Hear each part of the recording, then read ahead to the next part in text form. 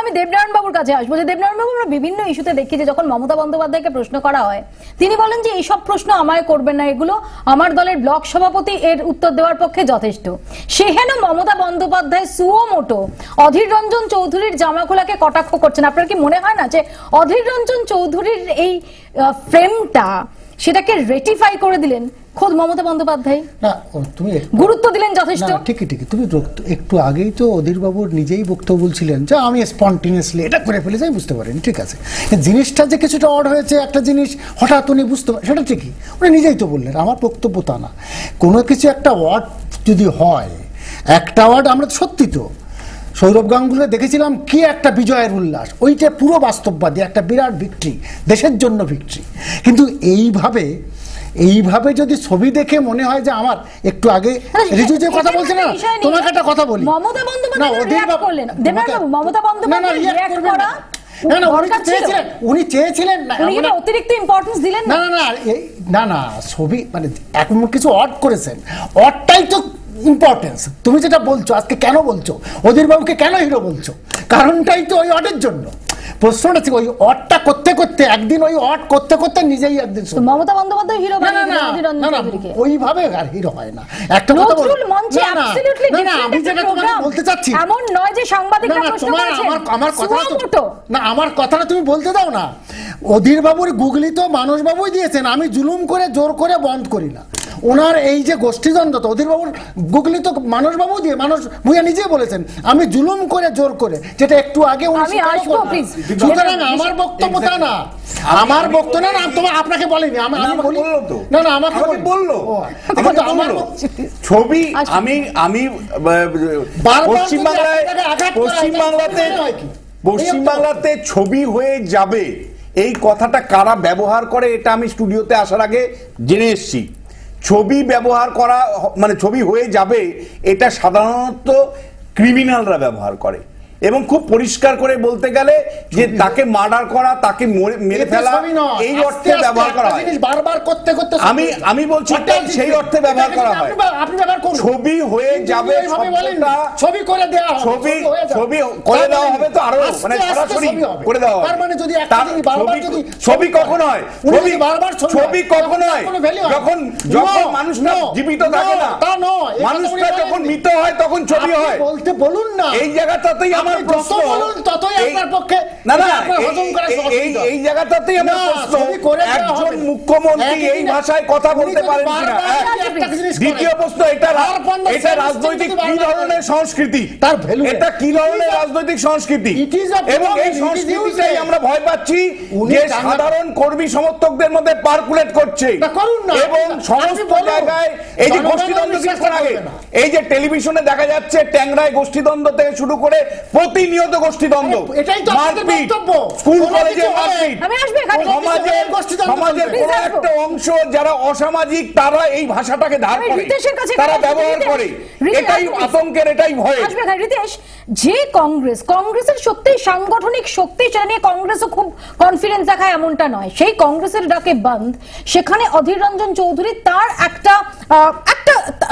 তার তরফে কোনো একটা প্রয়াস, সেটাকে আমরা দেখলাম মমতা বন্দ্যোপাধ্যায় পত্রপাঠ রিঅ্যাক্ট করলেন, যেটা কিছুক্ষণ আগে সমীর বাবু বলছিলেন যে প্রশাসন তারা সকাল থেকে ওভার অ্যাক্টিভ হয়ে গেল। আমরা দেখলাম যে বন্ধ বিরোধী যারা, তারা কর্ণজোড়ায় ঘুরে বেড়াচ্ছে, দাপিয়ে বেড়াচ্ছে বাইক বাহিনী, তাদের হাতে খোলা আগ্নেয়াস্ত্র। অর্থাৎ ইম্পর্টেন্স কি দিল শাসক দল যথেষ্টই? যতটা সরকার এই বন্ধটাকে ভেঙে দেওয়ার জন্য সক্রিয় ছিল, সত্যি কথা বলতে বন্ধ সমর্থকরা কিন্তু সকাল থেকে ততটা সক্রিয় ছিলেন না। এটা সকালবেলা থেকে যে ছবিগুলো আসছে সেটা দেখলে পুরো পরিষ্কার হয়ে যায়। কিছুক্ষণ আগে বিশ্বনাথ দা বলছিলেন যে দক্ষিণবঙ্গেও বেশ কিছু পকেটে কংগ্রেসের উপস্থিতি দেখা গেছে। আমি অন ক্যামেরা বলছি, হাওড়া ময়দানে বাসের একটা কাঁচ ভাঙা ছাড়া হরিহরপাড়া থেকে শুরু করে সাগর অবধি গোটা সবংয়ের ইস্যুকে কেন্দ্র করে এই বন্ধ, এই গোটা আন্দোলনটাকে যিনি চালিয়েছিলেন মানস ভূঁইয়া, এই বন্ধের মধ্যে থেকে তিনি নিজেই নেই। এই বন্ধ ঘোষণা থেকে শুরু করে আজকে অবধি এই গোটা ব্যাপারটার মধ্যে মানস ভূঁইয়ার অনুপস্থিতি, এটা প্রমাণ করে এই বন্ধ, এই ছাত্র মৃত্যুকে কেন্দ্র করে অধীর চৌধুরী কংগ্রেস রাজনীতিতে যে কর্নার হয়ে গেছিলেন, সে নিজেকে তুলে ধরার জন্য এই বন্ধটাকে তিনি ডেকে নিয়ে এসেছেন। আমার সাথে আপনি একমত হতেও পারেন, একমত নাও হতে পারেন। যে একটি আপনি আরো একটা পলিটিক্যাল অবজারভেশন আপনি দিলেন যে এই বন্ধকে সামনে রেখে কংগ্রেস ঘুরে দাঁড়িয়ে আগামী 2016, প্লিজ লেট মি কমপ্লিট, 2016 বিধানসভা নির্বাচনে দক্ষিণবঙ্গে বামেরা, উত্তরবঙ্গে কংগ্রেস একসাথে গিয়ে একটা তৃণমূল, প্লিজ প্লিজ আপনি যেটা বলেছেন সেটা আমি বুঝেছি, আমি আবার অ্যালায়েন্সের কথা আমি বলছি না, প্লিজ আমার সময়টা নষ্ট হবে প্লিজ। যে সম্ভাবনাটা আপনি দেখার চেষ্টা করছেন, কংগ্রেস এবং সিপিএম এর আজকের যে রাজনৈতিক শক্তি যে 3টি জেলার মধ্যে রয়েছে, উত্তর দিনাজপুর, মালদা এবং মুর্শিদাবাদ, 6 জন এমপি এই 3টি জেলা থেকে। তবে আপনার প্রশ্নটা অবাস্তব প্রশ্ন, আপনার প্রপোজালটা প্লিজ আপনি নিজের টাইমে বলবেন, প্লিজ প্লিজ আপনি নিজের টাইমে বলবেন। আমি যেটা বলছি প্লিজ গোটাটাই কোনো বাস্তব নেই, তার কারণ বলছি একটাই কারণ, সিপিএম এবং কংগ্রেস কে কাকে জমি ছাড়বে এই জেলাতে, এই জায়গাতেই তো মাঠে সাথে আমার একটা ডিফারেন্স হচ্ছে। সুতরাং আসন ভিত্তিক এই গোটা জায়গাটাকে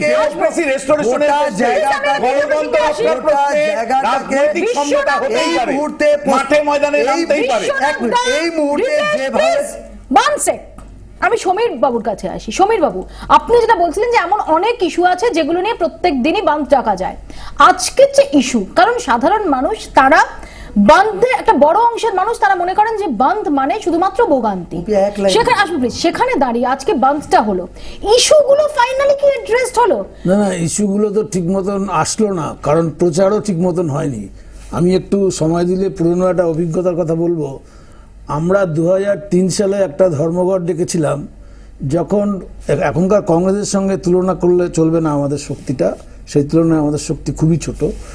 যখন সাধারণ মানুষের মধ্যে লাগাতারভাবে বামফ্রন্ট সরকার আপনার বিদ্যুতের দাম বাড়ানো, রেজিস্ট্রেশন ফি বাড়ানো, জমির কোর্ট ফি বাড়ানো ইত্যাদি লাগাতার চালাচ্ছিল, আমরা দেখছিলাম একটা মানুষের ঐক্যবদ্ধ প্রতিবাদের মতন পরিস্থিতি হয়েছে, অথচ তৃণমূল কংগ্রেস বা কংগ্রেস সে ধরনের কোনো উদ্যোগ নিতে পারছে না। তখন আমরা তাদের দুই দলেরই নেতাদের সঙ্গে আলাপ আলোচনা করে আনুষ্ঠানিকভাবে আমরা উদ্যোগ নিয়ে, যখন একটা বন্ধ ডাকা ছিল এসইউসির কদিন বাদে, তখন ইস্যুটা যেহেতু মুখের সামনে অনেকগুলো চলে এসছে, আমরা একটা বন্ধ রেখেছিলাম। এবং যে বন্ধ আমরা বলেছিলাম আমাদের ভাষায় যে বন্ধ হবে বাধাহীন। অনেকে টিটকিরি করেছে যে ওদের বাধা দেওয়ার লোক নেই, যে কটাও লোক ছিল আমাদের অ্যাপ্রোচ ছিল তাই। এবং তাতে নৈতিক সমর্থন জানিয়ে মমতা ব্যানার্জি এবং কংগ্রেস দল, তৃণমূল কংগ্রেস তারা প্রকাশ্যে নৈতিক সমর্থন জানিয়েছিলেন। অ্যাক্টিভলি সবাইকে রাস্তায় নামতে হয়নি।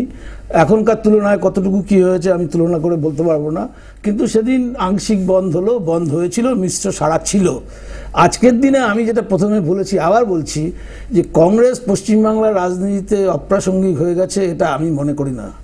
বরঞ্চ আজকের দিনে কংগ্রেসের বিশেষ প্রাসঙ্গিকতা আছে, যদি কংগ্রেস আজকের সময়ের প্রয়োজন মতন করে পদক্ষেপ নিতে পারে। অর্থাৎ আজকে যখন বামপন্থীরা রাস্তায় লাগাতার অবস্থান করছে, তার মধ্যে একটা তারিখ ঢুকিয়ে দেওয়া হলো বন্ধের, তাহলে বামপন্থীরা কিন্তু এই নিয়ে কিছু বলতেই পারলো না সেভাবে। ফলে শুরুতে যেটা বলছি, আমি আবার বলবো, এটা ওয়েল থট, ওয়েল অর্গানাইজড বন্ধ নয়।